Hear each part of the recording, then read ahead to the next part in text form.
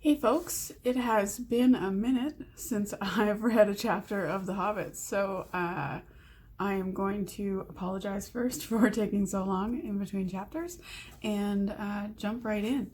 I decided today to do some makeup because I'm in quarantine and I felt like it. Also, flowers. So you can stare at the pretty flowers instead of the top of my head while I'm reading the chapter. You come to this channel for the quality content. All right. So today we are reading chapter 7, which is Queer Lodgings. Here we go. The next morning, Bilbo woke up with the early sun in his eyes. He jumped up to look at the time and go to put his kettle on, and found he was not at home at all. So he sat down and wished in vain for a wash and a brush.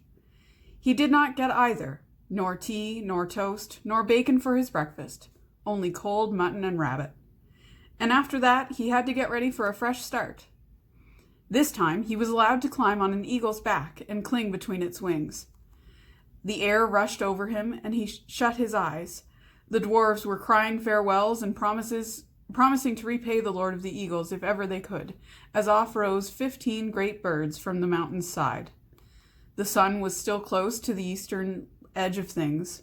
The morning was cool, and mists were in the valleys and hollows entwined here and there around the peaks and pinnacles of the hills. Bilbo opened an eye to peep, and saw that the birds were already high up and the world was far away, and the mountains were falling back behind them into the distance. He shut his eyes again and held on tighter. "Don't pinch," said his eagle. "You need not be frightened, like a rabbit, even if you look rather like one. It is a fair morning with little wind. What is finer than flying?" Bilbo would have liked to say a warm bath and late breakfast on the lawn afterwards, but he thought it better to say nothing at all, and to let go his clutch just a tiny bit. After a good while, the eagles must have seen the point they were making for, even from their great height, for they began to go down, circling round in great spirals. They did this for a long while, and at last the hobbit opened his eyes again. The earth was much nearer, and below them were trees that looked like oaks and elms, and wide grasslands, and a river running through it all. But cropping out of the ground, right in the path of the stream which looped itself about it, was a great rock, almost like a hill of stone, like a last outpost of the distant mountains, or a huge piece cast miles into the plain by some giant among giants. Quickly now, to the top of this rock the eagles swooped, one by one, and set down their passengers. "Farewell," they cried, "wherever you fare, till your eyries receive you at the journey's end." That is the polite thing to say among eagles. "May the wind under your wings bear you where the sun sails and the moon walks," answered Gandalf, who knew the correct reply. And so they parted. And though the Lord of the Eagles became in after days the king of all birds, and wore a golden crown, and his 15 chieftains golden collars, made of the gold that the dwarves gave them, Bilbo never saw them again, except high and far off in the battle of 5 armies. But as that comes at the end of this tale, we will say no more about it just now. There was a flat space on top of the hill of stone, and a well-worn path with many steps leading down it to the river, across which a ford of huge flat stones led to the grassland beyond the stream. There was a little cave, a wholesome one with a pebbly floor, at the foot of the steps and near the end of the stony ford. Here the party gathered and discussed what was to be done. "I always meant to see you all safe, if possible, over the mountains," said the wizard. "And now, by good management and good luck, I have done it. Indeed, we are now a good deal further east than I ever meant to come with you, for after all, this is not my adventure. I may look in on it again before it is all over, but in the meanwhile, I have some other pressing business to attend to." The dwarves groaned and looked most distressed, and Bilbo wept. They had begun to think Gandalf was going to come all the way, and would always be there to help them out of difficulties. "I am not going to disappear this very instant," said he. "I can give you a day or 2 more. Probably I can help you out of your present plight, and I need a little help myself. We have no food, and no baggage, and no ponies to ride, and you don't know where you are. Now I can tell you that. You are still some miles north of the path which we should have been following, if we had not left the mountain pass in a hurry. Very few people live in these parts, unless they have come here since I was last down this way, which is some years ago. But there is somebody that I know of, who lives not far away. That somebody made the steps on the great rock, the Carrock, I believe he calls it. He does not come here often, certainly not in the daytime, and it is no good waiting for him. In fact, it would be very dangerous. We must go and find him, and if all goes well at our meeting, I think I shall be off and wish you like the eagles farewell wherever you fare. They begged him not to leave them. They offered him dragon gold and silver and jewels, but he would not change his mind. We shall see, he said, and I think I have earned already some of your dragon gold when you have got it. After that, they stopped pleading. Then they took off their clothes and bathed in the river, which was shallow and clear and stony at the ford. When they had dried in the sun, which was now strong and warm, they were refreshed, if still sore and a little hungry. Soon they crossed the ford, carrying the Hobbit, and then began to march through the long green grass and down the lines of the wide-armed oaks and tall elms. "And why is it called the Carrock?" asked Bilbo, as he went along at the wizard's side. He called it the Carrock because Carrock is his word for it. He calls things like that Carrocks, and this one is the Carrock because it is the only one near his home, and he knows it well. Who calls it? Who knows it? The somebody I spoke of, a very great person. You must all be very polite when I introduce you.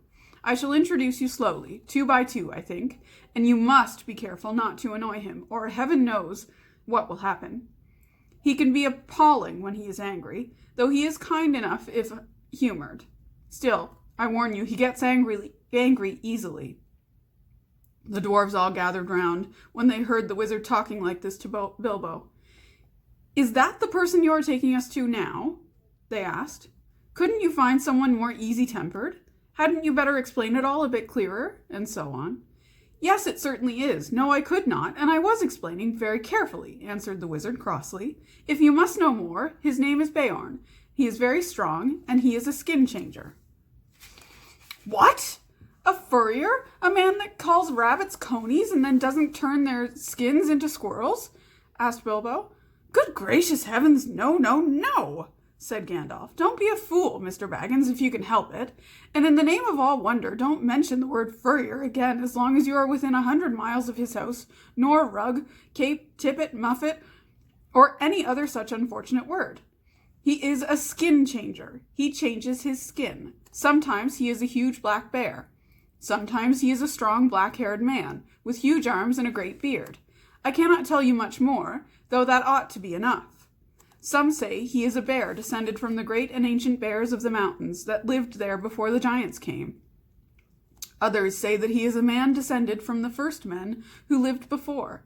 Smaug or the other dragons came into this part of the world, and before the goblins came into the hills out of the north. I cannot say, though I fancy that the last tale is the true tale. He is not the sort of person to ask questions of. At any rate, he is under no enchantment but his own. He lives in an oak wood and has a great wooden house, and as a man he keeps cattle and horses which are nearly as marvelous as himself. They work for him and talk to him. He does not eat them, nor does he hunt or eat wild animals. He keeps hives and hives of great fierce bees, and lives most on cream and honey. As a bear, he ranges far and wide. Once I saw him sitting all alone on the top of the Carrock at night, watching the moon sinking towards the misty mountains, and I heard him growl in the tongue of bears, "The day will come when they will perish, and I shall go back." This is why I believe he once came from the mountains himself. Bilbo and the dwarves now had plenty to talk about, and they asked no more plenty to think about, and they asked no more questions. They still had a long way to walk before them. Up slope and down dale they plodded. It grew very hot. Sometimes they rested under the trees, and then Bilbo felt so hungry that he would have eaten acorns, if they had been ripe enough yet to have fallen to the ground. It was the middle of the afternoon before they noticed that great patches of flowers had begun to spring up, all the same kinds growing together as if they had been planted. Especially there was clover, waving patches of cockscomb clover and purple clover, and wide stretches of short, white, sweet, honey-smelling clover. There was a buzzing and a whirring, and a droning in the air. Bees were busy everywhere. And such bees! Bilbo had never seen anything like them. If one was to sting me, he thought, I should swell up as big as I am again. They were bigger than hornets. The drones were bigger than your thumb, a good deal, and the bands of yellow on their deep black bodies shone like fiery gold. We are getting near, said Gandalf. We are on the edge of his bee pastures. After a while they came to a belt of tall and very ancient oaks, and beyond these to a high thorn hedge, through which you could neither see nor scramble. You had better wait here, said the wizard to the dwarves, and when I call or whistle, begin to come after me. You will see the way I go, but only in pairs, mind, about 5 minutes between each pair of you. Bomber is fattest, and will do for 2. He had better come alone and last. Come on, Mr. Baggins. There is a gate somewhere round this way. And with that he went off along the hedge, taking the frightened hobbit with him.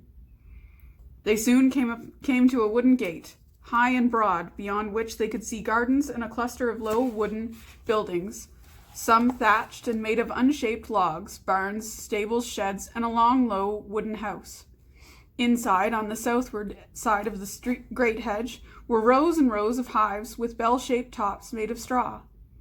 The noise of the giant bees flying to and fro, crawling in and out, filled all the air. The wizard and the hobbit pushed open the heavy creaking gate and went down a wide track toward the house.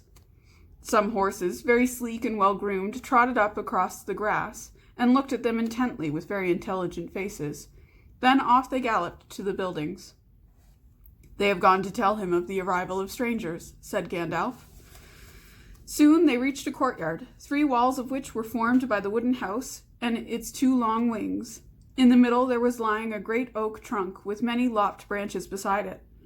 Standing near was a huge man with thick black beard and hair, and great bare arms and legs with knotted muscles.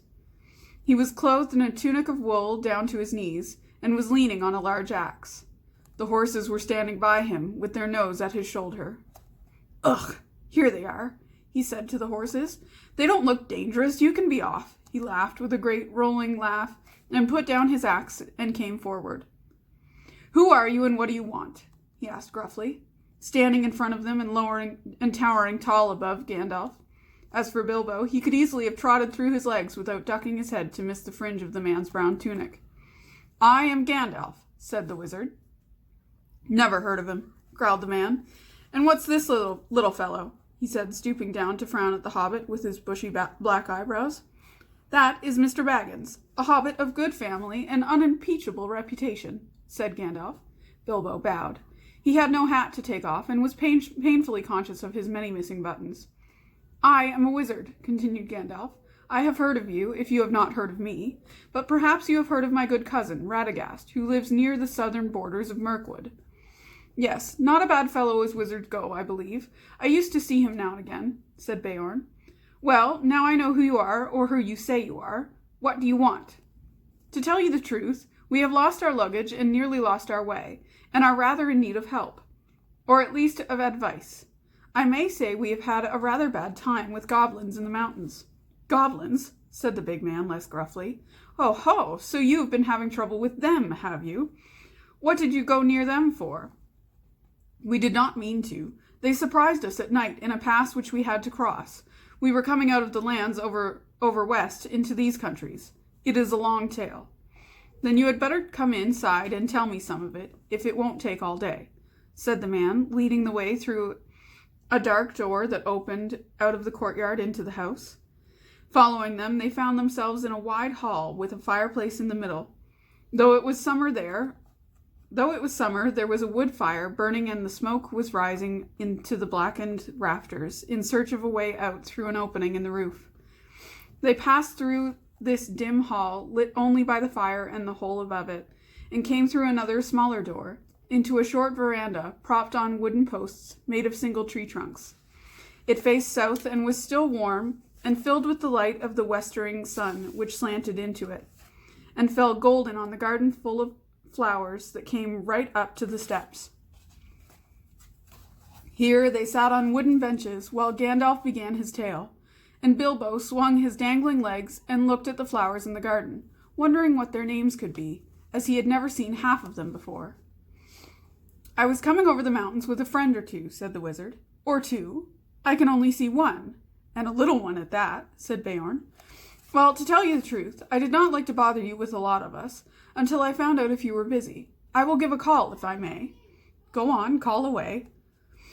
So Gandalf gave a long, shrill whistle, and presently Thorin and Dori came round the house by the garden path and stood bowing low before them. One or two you meant, I see, said Beorn, but these aren't hobbits, they are dwarves. Thorin Oakenshield, at your service. Dori, at your service, said the two dwarves, bowing again. I don't need your service, said thank you, said Beorn, but I expect you need mine. I am not over fond of dwarves, but if it is true you are Thorin, son of Thrain, son of Thror, I believe, and that your companion is respectable, and that you are enemies of the goblins, and are not up to any mischief in my lands, what are you up to, by the way? They are on their way to visit the land of their fathers, away east beyond Mirkwood, put in Gandalf, and it is entirely an accident that we are in your lands at all. We are crossing by the high pass that should have brought us to the road that lies to the south of your country, when we were attacked by the evil goblins, as I was about to tell you. Go on telling, then, said Beorn, who was never very polite. There was a terrible storm. The stone giants were out hurling rocks, and at the head of the pass we took refuge in a cave, the Hobbit and I and several of our companions. Do you call two several? Well, no, as a matter of fact, there were more than two. Where are they? Killed? Eaten? Gone home? Well, no, they don't seem all to have come when I whistled. Shy, I expect. You see, we are very much afraid that we are rather a lot for you to entertain. Go on, whistle again. I am in for a party, it seems, and one or two more won't make much difference, growled Beorn. Gandalf whistled again, but Nori and Ori were there almost before he had stopped, for, if you remember, Gandalf had told them to come in pairs every 5 minutes. Hello, said Beorn. You came pretty quick. Where were you hiding? Come on, my jack-in-the-boxes. Nori, at your service. Ori, they began, but Beorn interrupted them. Thank you. When I want your help, I will ask for it. Sit down and let's get on with this tale, or it will be supper time before it is ended. As soon as we were asleep, went on Gandalf, a crack at the back of the cave opened. Goblins came out and grabbed the hobbit and dwarves and our troop of ponies. Troop of ponies? What were you, a traveling circus? Or were you carrying a lot of goods? Or do you always call 6 a troop? Oh no, as a matter of fact, there were more than 6 ponies, for there were more than 6 of us. And well, there are 2 more. And well, here are 2 more. Just at that moment, Balin and Dwalin appeared, and bowed so low their beards swept the stone floor. The big man was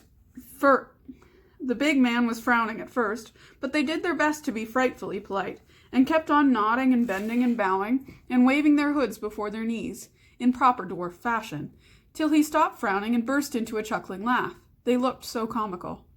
Troop was right, he said. A fine comic one. Come in, my merry men, and what are your names? I don't want your service just now, only your names. And then sit down and stop wagging. Balin and Dwalin, they said, not daring to be offended, and sat flop on the floor looking rather surprised. Now, go on again, said Beorn to the wizard. Where was I?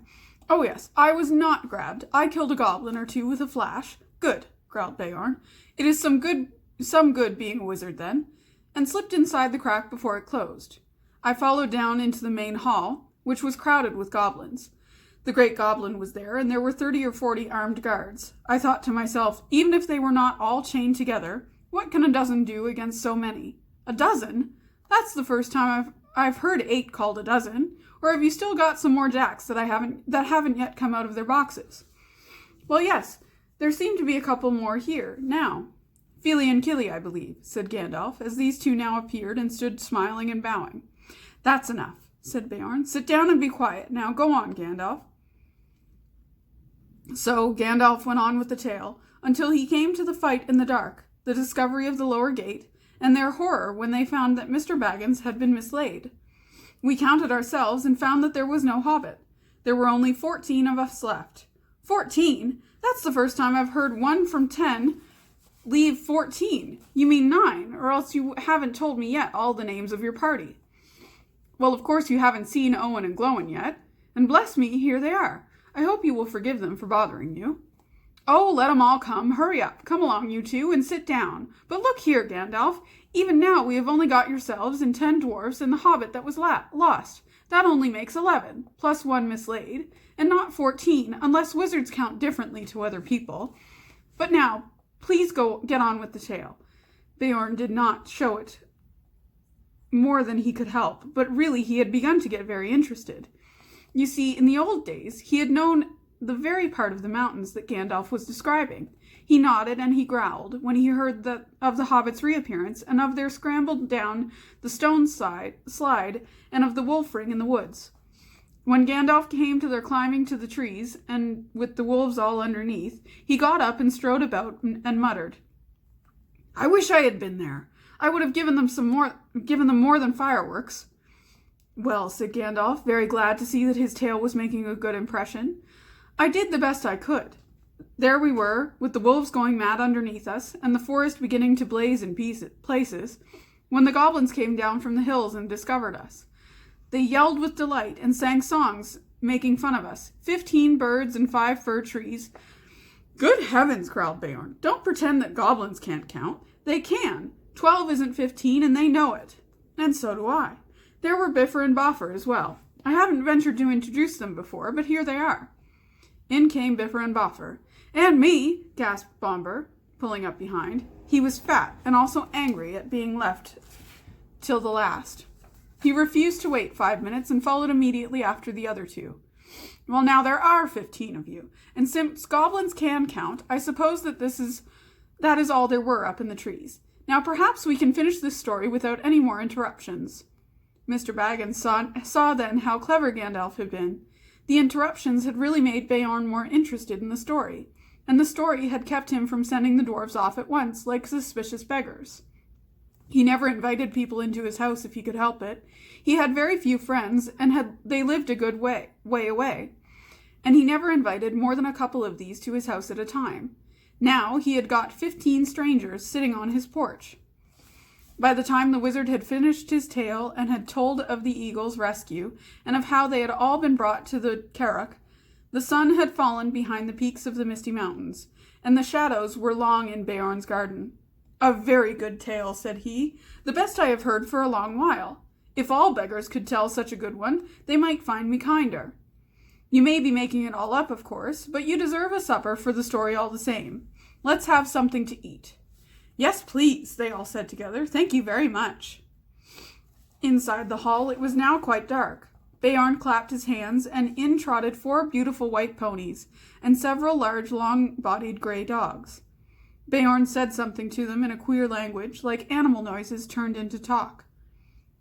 They went out again, and soon came back carrying torches in their mouths, which they lit at the fire and stuck in low brackets on the pillars of the hall about the central hearth. The dogs could stand on their hind legs when they wished, and carry things with their forefeet. Quickly they got out boards and trestles from the side walls and set them up near the fire. Then ba, ba, ba was heard, and in came some snow-white sheep, led by a large coal-black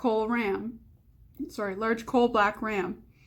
One bore a white cloth embroidered at the edges with figures of animals. Others bore on their broad backs trays with bowls and platters and knives and wooden spoons, which the dogs took and quickly laid on the trestle tables. These were very low enough even for Bilbo to sit at comfortably.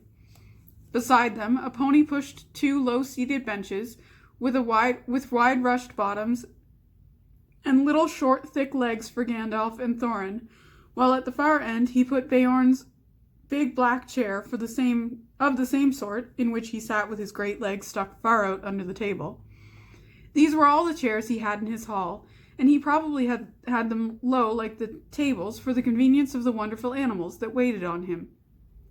What did the rest sit on? They were not forgotten. The other ponies came in, rolling round drum-shaped sections of logs, smoothed and polished and low enough even for Bilbo. So soon they were all seated at Beorn's table, and the hall had not seen such a gathering for many a year. There they had supper, or a dinner such as they had not had since they left the last homely house in the west, and said goodbye to Elrond. The light of the torches and the fire flickered about them, and on the table were 2 tall red beeswax candles.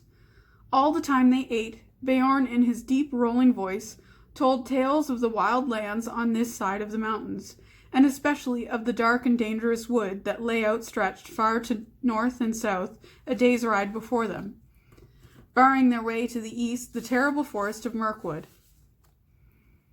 The dwarves listened and shook their beards, for they knew that they must soon venture into that forest, and that after the mountains it was the worst of the perils they had to pass before they came to the dragon's stronghold. When the dinner was over, they began to tell tales of their own, but Beorn seemed to be growing drowsy, and paid little heed to them. They spoke most of gold and silver and jewels, and the making of things by smithcraft, and Beorn did not appear to care for such things. There were no things of gold or silver in his hall, and few, save the knives, were made of metal at all. They sat long at the table with their wooden drinking bowls filled with mead. The dark night came on outside. The fires in the middle of the hall were built with fresh logs, and the torches were put out. And still they sat in the light of the dancing flames, with the pillars of the house standing tall behind them, and dark at the top like trees of the forest. Whether it was magic or not, it seemed to Bilbo that he heard a sound like wind in the branches, stirring in the rafters, and the hoot of owls. Soon he began to nod with sleep, and the voices seemed to grow far away, until he woke with a start. The great door had creaked and slammed. Beorn was gone. The dwarves were sitting cross-legged on the floor round the fire. They presently had begun to sing. Some of the verses were like this, but there were many, many more, and their singing went on for a long while. The wind was on the withered heath, but in the forest stirred no leaf. There shadows lay by night and day, and dark things silent crept beneath. The wind came down from the mountains cold, and like a tide it roared and rolled. The branches groaned, the forest moaned, and leaves were laid upon the mold. The wind went on from west to east, all movement in the forest ceased, but shrill and harsh across the marsh, its whistling voices were released. The grasses hissed, their tassels bent, the reeds were rattling, on it went, o'er a shaken pool under heaven's cool, where racing clouds were torn and rent. It passed the lonely mountain bare, and swept above the dragon's lair. There black and dark lay boulders stark, and flying smoke was in the air. It left the world and took its flight over the wide seas of the night. The moon set sail upon the gale, and stars were fanned to leaping light. Bilbo began to nod again. Suddenly up stood Gandalf. "It is time for us to sleep," he said. "For us, but not, I think, for Beorn. In this hall we can rest sound and safe. But I warn you all not to forget what Beorn said before he left us. You must not stray outside until the sun is up, on your peril." Bilbo found that beds had already been laid at the side of the hall, on a sort of raised platform between the pillars and the outer wall. For him there was a little mattress of straw and woolen blankets. He snuggled into them very gladly, summertime though it was. The fire burned low, and he fell asleep. Yet in the night he woke. The fire had now sunk to a few embers. The dwarves and Gandalf were all asleep, to judge by their breathing. A splash of white on the floor came from the high moon, which was peering down through the smoke hole on the roof. There was a growling sound outside, and a noise as if some great animal scuffling at the door. Bilbo wondered what it was, and whether it could be Beorn in enchanted shape, and if he would come in as a bear and kill them. He dived under the blankets and hid his head, and fell asleep again at last, in spite of his fears. It was full morning when he awoke. One of the dwarves had fallen over him in the shadows where he lay, and had rolled down with a bump from the platform onto the floor. It was Boffer, and he was grumbling about it when Bilbo opened his eyes. "Get up, lazy bones," he said, "or there will be no breakfast left for you." Up jumped Bilbo. "Breakfast!" he cried. "Where is breakfast?" "Mostly inside us," answered the other dwarves, who were moving about the hall. "But what is left is out on the veranda. We have been about looking for Beorn ever since the sun got up, but there is no sign of him anywhere, though we found breakfast laid as soon as we went out." "Where is Gandalf?" asked Bilbo, moving off to find something to eat as quick as he could. "Oh, out and about somewhere," they told him. But he saw no sign of the wizard all that day until the evening. Just before sunset, he walked into the hall, where the Hobbit and the Dwarves were having supper, waited on by Beorn's wonderful animals as they had been all day. Of Beorn they had seen and heard nothing since the night before, and they were getting puzzled. "Where is our host? And where have you been all day yourself?" they all cried. "One question at a time, and none till after supper. I haven't had a bite since breakfast." At last Gandalf pushed away his plate and jug.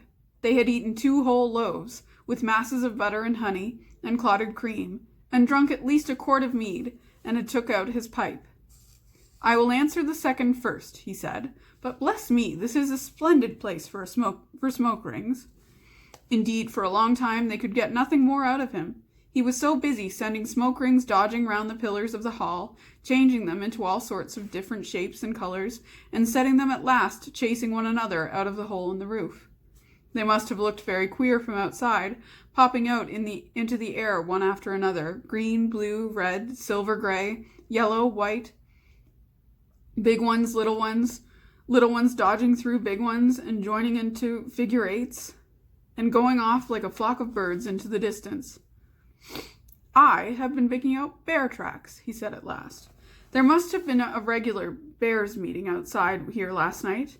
I soon saw that Beorn could not have made them all. There were far too many of them, and they were of various sizes too. I should say that there were little bears, large bears, ordinary bears, and gigantic bears, all dancing outside from dark to nearly dawn. They came from almost every direction, except from the west over the river, from the mountains. In that direction only one set of footprints led, none coming, only ones going away from here. I followed these as far as the Carrock. There they disappeared into the river, but the water was too deep and strong beyond the rock for me to cross.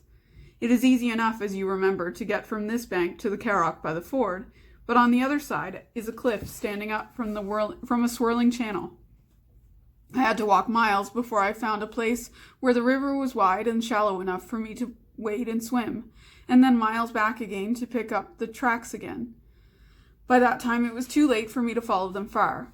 They went straight off in the direction of the pine woods on the east side of the Misty Mountains, where we had our pleasant little party with the wargs the night before last. And now I think I have answered your first question, too," ended Gandalf, and he sat a long while silent. Bilbo thought he knew what the wizard meant. "What shall we do," he cried, "if he leads all the wargs and goblins down here? We shall all be caught and killed. I thought you said he was not a friend of theirs." "So I did, and don't be silly. You had better go to bed. Your wits are sleepy." And as there seemed nothing else to do, he did go to bed, and while the dwarves were still singing songs, he dropped asleep, still puzzling in his little head about Beorn, till he dreamed a dream of hundreds of black bears dancing slow, heavy dances round and round in the moonlight in the courtyard. Then he woke up when everyone was asleep, and he heard the same scraping, scuffling, snuffling, and growling as before. Next morning they were all wakened by Beorn himself. "So here you are all still," he said. He picked up the Hobbit and laughed. "Not eaten up by wargs or goblins or wicked bears yet, I see." And he poked Mr. Baggin's waistcoat most disrespectfully. "Little Bunny is getting nice and fat again on bread and honey," he chuckled. "Come and have some more." So they all went to breakfast with him. Beorn was mostly jolly for a change. Indeed, he seemed to be in splendidly good humor, and set them all laughing with his funny stories. Nor did they have to wonder long where he had been, or why he was so nice to them, for he told them himself. He had been over the river and right back up into the mountains, from which you can guess that he could travel quickly, in bear shape at any rate. From the burnt wolf glade he had soon found out that part of their story was true, but he had found more than that. He had caught a warg and a goblin wandering in the woods. From these he had got news. The goblin patrols were still hunting with wargs for the dwarves, and they were fiercely angry because of the death of the great goblin, and also because of the burning of the chief wolf's nose, and the death from the wizard's fire of many of his chief servants. So much they told him when he forced them, but he guessed there was more wickedness than this afoot, and that a great raid of the whole goblin army with their wolf allies into the lands shadowed by the mountains might soon be made to find the dwarves, or to take vengeance on the men and creatures that lived there, and who they thought must be sheltering them. "It was a good story, that of yours," said Beorn, "but I like it still better now I am sure it is true. You must forgive my not taking your word. If you lived near the edge of Mirkwood, you would take the word of no one that you did not know as well as your brother or better.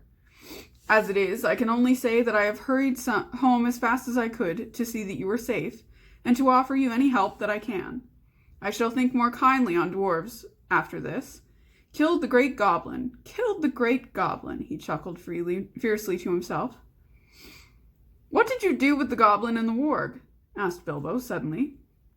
"Come and see," said Beorn, and they followed round the house. A goblin's head was stuck outside the gate, and a warg skin was nailed to the tree just beyond. Beorn was a fierce enemy, but now he was their friend, and Gandalf thought it was wise to tell him their whole story and the reason of their journey, so they could get the most help he could offer. This was what he promised to do for them. He would provide ponies for each of them, and a horse for Gandalf, for their journey to the forest, and he would lade them with food to last them for weeks with care, and packed so as to be easy as possible to carry: nuts, flour, sealed jars of dried fruits, and red earthenware pots of honey, and twice-baked cakes that would keep good for a long time, and on a little of which they could march far. The making of these was one of his secrets, but honey was in them, as in most of his foods, and they were good to eat, though they made one thirsty. Water, he said, they would not need to carry this side of the forest, for there were streams and springs along the road. But your way through Mirkwood is dark, dangerous, and difficult, he said. Water is not easy to find there, nor food. The time is not yet come for nuts, though it may be past and gone indeed before you get to the other side, and nuts are about all that grows there fit for food. In there the wild things are dark, queer, and savage. I will provide you with skins for carrying water, and I will give you some bows and arrows, but I doubt very much whether anything you find in Mirkwood will be wholesome to eat or to drink. There is one stream there, I know, black and strong, which crosses the path, that you should never drink of or bathe in, for I have heard that it carries enchantment, and a great drowsiness and forgetfulness. And in the dim shadows of that place, I don't think you will shoot anything, wholesome or unwholesome, without straying from the path. That you must not do for any reason. That is all the advice I can give you. Beyond the edge of the forest, I cannot help you much. You must depend on your luck and your courage and the food I send with you. At the gate of the forest, I must ask that you send back my horse and my ponies. But I wish you all speed, and my house is open to you if ever you come back this way again. They thanked him, of course, with many bows and sweepings of their hoods, and with many an at your service, O master of the wide wooden halls. But their spirits sank at his grave words, and they all felt that the adventure was far more dangerous than they had thought, while all the time, even if they passed all the perils of the road, the dragon was waiting at the end. All that morning they were busy with preparations. Soon after midday they ate with Beorn for the last time, and after the meal they mounted their steeds, the steeds he was lending them, and bidding him many farewells, they rode off through his gate at a good pace. As soon as they left his high hedges at the east of his fenced lands, they turned north, and then bore to the northwest. By his advice they were no longer making for the main forest road to the south of his land. Had they followed the pass, their path would have led them down a stream from the mountains that joined the great river miles south of the Carrock. At that point, there was a deep ford, which they might have passed if they still had their ponies, and beyond that a track led to the skirts of the wood and to the entrance of the old forest road. But Beorn had warned them that that way was now often used by the goblins, while the forest road itself, he had heard, was overgrown and disused at the eastern end, and led to impassable marshes where the paths had long been lost. Its eastern opening had also always been far to the south of the lonely mountains, and would have left them still with a long and difficult northward march when they got to the other side. North of the Carrock, the edge of Mirkwood drew closer to the borders of the great river. And though here the mountains too drew down nearer, Beorn advised them to take this way, for at a place a few days' ride due north of the Carrock was the gate of a little-known pathway through Mirkwood that led almost straight towards the Lonely Mountains. The goblins, Beorn had said, will not dare to cross the great river for 100 miles north of the Carrock, nor to come near my house. It is well protected at night. But I should ride fast, for if they make their raid soon, they will cross the river to the south and scour all the edge of the forest, so as to cut you off. The wargs run swifter than ponies. Still, you are safer going north, even though you seem to be going back nearer to the strongholds, for that is what they will least expect, and they will have the longer ride to catch you. Be off now as quick as you may. That is why they were now riding in silence, galloping whenever the ground was grassy and smooth, with the mountains dark on their left, and in the distance the line of the river with its trees drawing ever closer. The sun had only just turned west when they started, and till evening it lay golden on the land about them. It was difficult to think of pursuing goblins behind. When they had put many miles between them and Beorn's house, they had began to talk and to sing again, and to forget the dark forest path that lay in front. But in the evening, when the dusk came on and the peaks of the mountains glowered against the sunset, they made a camp and set a guard. And most of them slept uneasily with dreams in which there came the howl of hunting wolves and the cries of goblins. Still, in the next morning, dawned bright and fair again. There was an autumn-like mist, white upon the ground, and the air was chill, but soon the sun rose red in the east and the mists vanished. And while the shadows were still long, they were off again. And so they rode now for 2 more days. And all the while they saw nothing, save grass and flowers and birds and scattered trees, and occasionally small herds of red deer browsing or sitting at noon in the shade. Sometimes Bilbo saw the horns of the harts sticking up out of the long grass, and at first he thought they were the dead branches of trees. That third evening they were so eager to press on, for Beorn had said they should reach the forest gate early on the 4th day, that they rode still forward after dusk, and into the night beneath the moon. As the light faded, Bilbo thought he saw away to the right or to the left the shadowy form of a great bear prowling along in the same direction. But if he dared to mention it to Gandalf, the wizard only said, "Hush, take no notice." The next day they started before dawn, though their night had been short. As soon as it was light, they could see the forest coming, as it were, to meet them, or waiting for them like a black and frowning wall before them. The land began to slope up, and it seemed to the Hobbit that a silence began to draw in upon them. Birds began to sing less. There were no more deer, not even rabbits were to be seen. By the afternoon they had reached the eaves of Mirkwood, and were resting almost beneath the great overhanging boughs of its outer trees. Their trunks were huge and gnarled, their branches twisted. Their leaves were dark and long. Ivy grew on them and trailed around the ground. "Well, here is Mirkwood," said Gandalf, "the greatest of the forests of the northern world. I hope you like the look of it. Now you must send back these excellent ponies you have borrowed." The dwarves were inclined to grumble at this, but the wizard told them they were fools. "Beorn is not as far off as you seem to think, and you had better keep your promises anyway, for he is a bad enemy. Mr. Baggin's eyes are sharper than yours. If you have not seen each night after dark a great bear going along with us, or sitting far off in the moon watching our camps, not only to guard you and guide you, but to keep an eye on the ponies too. Beorn may be your friend, but he loves his animals as his children. You did not guess what kindness he has shown you in the letting dwarves ride them so far and so fast, nor what would happen to you if you tried to take them into the forest." "What about the horse, then?" said Thorin. "You didn't mention sending that back." "I don't, because I am not sending it." "What about your promise, then?" "I will look after that. I am not sending the horse back. I am riding it." Then they knew that Gandalf was going to leave them, at the very edge of Mirkwood, and they were in despair. But nothing they could say would change his mind. Now he had Now we had all this out before, when we landed on the Carrock, he said. It is no use arguing. I have, as I told you, some pressing business away south, and I am already late, through bothering with you people. We may meet again before all this is over, and then again, of course, we may not. That depends on your luck and on your courage and sense, and I am sending Mr. Baggins with you. I have told you before that he has more about him than you guess, and you will find that before long. So cheer up, Bilbo, and don't look so glum. Cheer up, Thorin and company. This is your expedition, after all. Think of the treasure at the end, and forget the forest and the dragon, at any rate until tomorrow morning. When tomorrow morning came, he still said the same.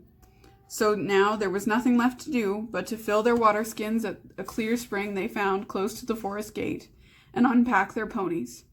They distributed the packages as fairly as they could, though Bilbo thought his lot was worrisomely heavy, and did not at all like the idea of trudging for miles and miles with all that on his back.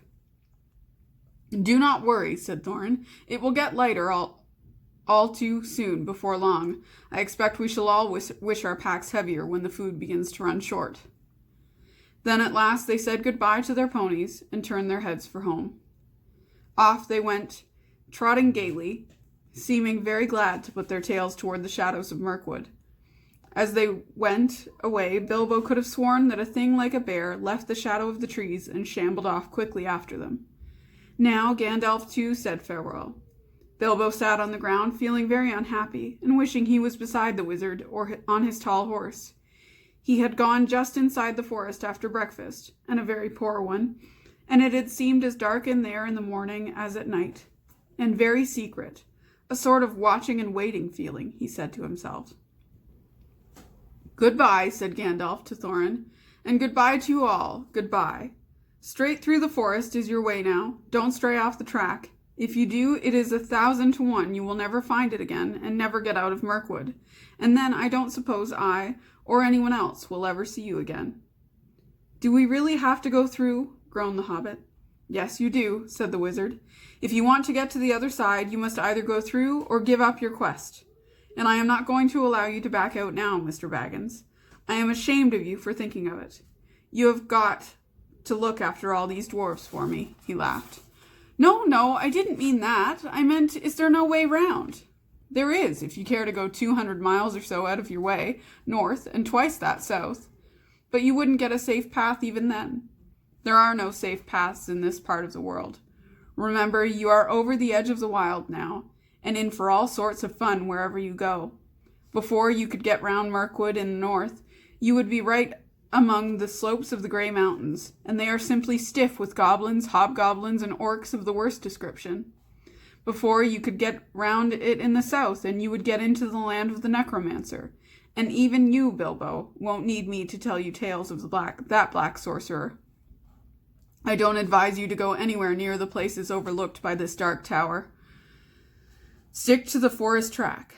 Keep your spirits up. Hope for the best, and with a tremendous slice of luck, you may come out one day and see the long marshes lying below you, and beyond them, high in the east, the lonely mountain, where dear old Smaug lives, though I hope he is not expecting you. Very comforting you are, to be sure, growled Thorin. Goodbye. If you won't come with us, you had better get off without any more talk. Goodbye, then, and really goodbye, said Gandalf, and he turned his horse and rode down into the west. But he could not resist the temptation to have the last word. Before he had passed quite out of hearing, he turned and put his hands to his mouth and called to them. They heard his voice come faintly. Goodbye, be good, take care of yourselves, and don't leave the path. Then he galloped away, and was soon lost to sight. Oh, goodbye and go away, grunted the dwarves, all the more angry because they were really filled with dismay at losing him. Now began the most dangerous part of all the journey. They each shouldered the heavy pack and the water skin which was their share, and turned from the light that lay on the lands outside and plunged into the forest.